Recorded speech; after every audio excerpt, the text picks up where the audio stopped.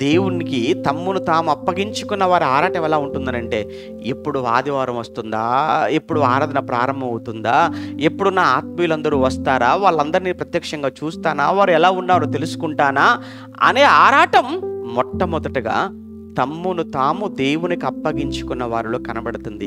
ఇది ఒక వ్యసనంగా మారిపోతుంది అనమాట. ఆదివారం ఏమండి, 6 రోజులు కుటుంబాలతోనే కదండి ఉంటాం మనం.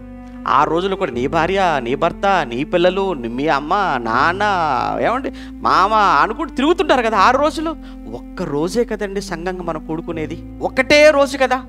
ఆ ఒక్క రోజు కూడా ఒక 2 గంటలే కదా. కానీ ఈ 2 గంటల్లో కూడా గంటకు వచ్చే వాళ్ళు ఉంటారు, అరగంటకు వచ్చే వాళ్ళు ఉంటారు. ఆరాధనకు అయిపోయింది ఆమెనన్నామంటే అసలు ఎవరు వచ్చారు ఎవరు రాలేదో నాకు వద్దు, నేను వెళ్ళిపోవాలంతే. ఏమండి, ఇదా భక్తి అంటే? ఇదా ఆరాధన అంటే? ఇదా దేవునికి అప్పగించుకోవటం అనే మాటకు అర్థం?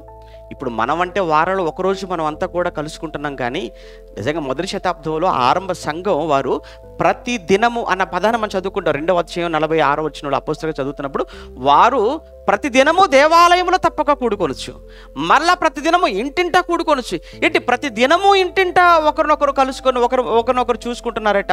ప్రతి దినము దేవాలయంలో ఏమంటే తప్పక వాళ్ళంతా కూడా కూడుకుంటున్నారన్న మాట చదువుతున్నప్పుడు ప్రతిరోజు కలుసుకున్నారు, ప్రతిరోజు చూసుకున్నారు, ప్రతిరోజు మాట్లాడుకున్నారు. మనం వారంలో ఒక్కరోజు